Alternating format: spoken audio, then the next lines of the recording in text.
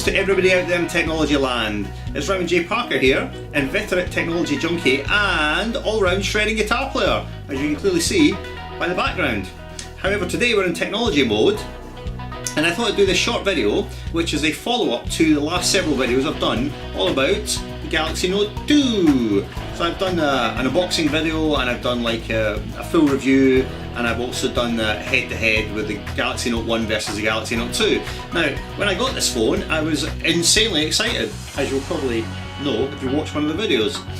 But inevitably, what happens is you get a new product, you're all excited, you think, oh my god, this is amazing, this is the best thing I've ever seen, it's awesome, it's awesome, it's awesome. And then inevitably after a few weeks you start thinking, well, there's a few things here that just aren't quite what I'd like, oh that's an annoying thing, that doesn't really work as well as I would like. And sad to say, unfortunately, there are a few things with the Note 2 which are a bit annoying. I mean, don't get me wrong, overall, it's a great phone, but inevitably there's a few little issues. So what this video is going to do is present to you the pros, tell you what's insanely great about the phone, and then also the cons, you know, some of the things which I've frankly found a bit annoying. And you can use that to make you know, a more informed choice about exactly, you know, is this the right phone for you? So let's get straight into it. Our life with the Galaxy Note 2. Is it great or is it awful? Let's find out. Okay, let's do it this way. We'll give you 4 pros and 4 cons. That is 4 reasons why you should buy the phone and 4 reasons why you maybe want to consider something else. Alright, so let's start with the pros. Okay, here is the number 1 pro. The most important thing about this device, in my opinion, is it's just its raw speed. It's just incredibly fluid and responsive. And I've had the phone about 2 months and I don't see any sign of it getting laggy or stiff or sluggish. It's just really, really quick. And that's unsurprising because it has a quad-core processor, 2 gig of RAM, it's running Jelly Bean. It also has Project Butter, which is a thing that Google have implemented to really try and eliminate all the lag in Android. So the reputation that Android had as being a bit, you know, stiff and laggy and clunky and not quite polished, well, I would say that's pretty much a thing of the past now. Certainly on this device, there's no sign at all of any sort of lag. So that's the main thing, and that's great because it makes the device very fun to use, very pleasurable. Even a short delay when you're interacting with your smart device can make for a frustrating experience, but on this phone there's nothing like that at all. So I would say that's the number 1 absolutely most positive thing about the device, and that is it's just raw speed, it's just tremendous. Alright, well, so let's look at the second thing. Now the second thing is battery life. The battery life in this phone has been for me absolutely astonishingly phenomenal. Now I use this device a lot. I have it with me constantly and I use it for pretty much everything, to the extent that it's really replaced the tablets I have. So I use it for, you know, surfing the web, I use it for email, for watching YouTube videos, you know, playing games, tons of stuff. And it's with me all the time and I use it a lot. And I can get, with a 1 day's intensive use, it survives no problem at all, and there's still quite a chunk of battery left at the end. If I use it less intensively than that, then it'll last 2 days quite easily. So all the other phones I've had, for instance before this phone I had the Galaxy Note 1, which originally the battery life was okay, and then when the Note 1 got upgraded to Ice Cream Sandwich, the battery life sucked. And same thing with the iPhone 4, I had an iPhone 4 before the Note and battery life sucked. So most of the phones I've had, the battery life has been fairly awful, but on this phone, it's the first phone I've used where I felt that, you know, I don't have to worry about having to charge it halfway through the day because it's going to expire. So that's the second really great thing about it. The battery life is absolutely awesome. Alright, so let's move on to the third thing. The third thing for me, which is an important thing, is I'm a sort of content junkie, really. I like to have a lot of stuff on my phone. Now I know cloud services are becoming a lot more popular, and you know, we can store stuff up in the cloud and stream it down to the phone, which is great provided you've got a cellular connection, but sometimes you don't. So for me, having additional storage capacity on the phone is very, very important, and on this phone we've got micro SD card slot, and we can have another 64 gig of storage space, which is what I've got here. I've got a 64 gig card. So you know, if you buy the top of the range in this phone, which is 64 gig, you can have 64 gig internal memory and 64 gig on the card, which is 128 gig. So that's like a whole ton of stuff. Now, I'm aware that other phones also have SD cards, but they are becoming increasingly rare, and I think in a couple of years' time there won't be any. So the fact that this has a separate SD card slot is actually quite a big deal for me, because I like to have a lot of storage space on the phone. I like to have a lot of local memory, so that's really important for me. Other thing about it is, of course, you can take the back off, you can remove the battery. So if you really are, using this thing like a beast, and you need to swap out the battery, you can. And of course on phones like HTC One X, you can't do that, and certainly on the iPhone you can't do that. So the fact that it's got an SD card slot and a removable battery is quite a big plus for me. And here's the last thing that's very important to me. I did use an iPhone for quite some time. I had the original iPhone, and then I had a 3GS, and then I had an iPhone 4, and I absolutely hated, with a passion, with a vengeance, I hated iTunes. Oh my god, I hated it. Hate the interface, hate the way it works, hate the restriction of it, and just getting things onto and off the device was a pain. You had to re-encode a video that you wanted to watch. It was just a total nightmare. And for me, the fourth thing that's really good about the phone is the fact that getting stuff on and off the device is just so incredibly easy.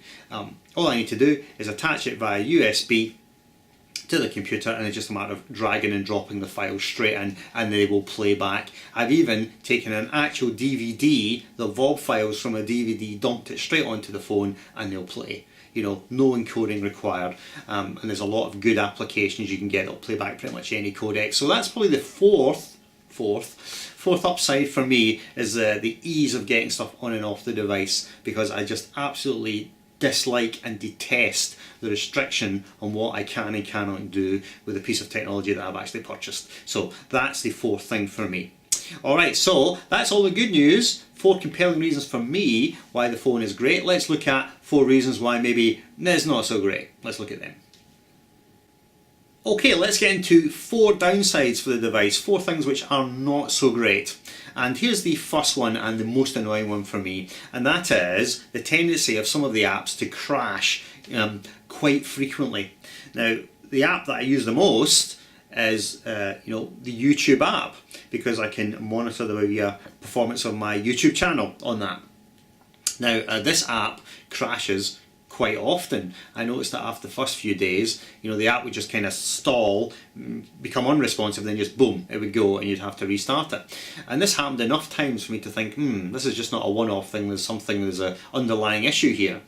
And it's happened with other apps as well.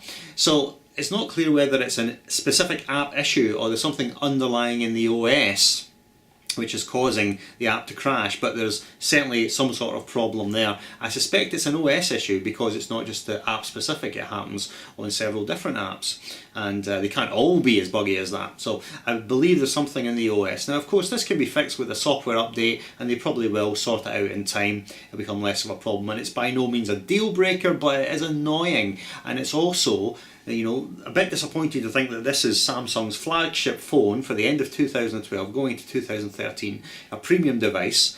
You would expect really it to be pretty much perfect, and this is where Apple really wins over Samsung in terms of their user experience. It is just a less frustrating user experience, because without being a Nazi about it, it's not really acceptable for apps to crash on a phone this good or this powerful. So that's the number one. I have noticed some apps crashing, which has been a bit frustrating.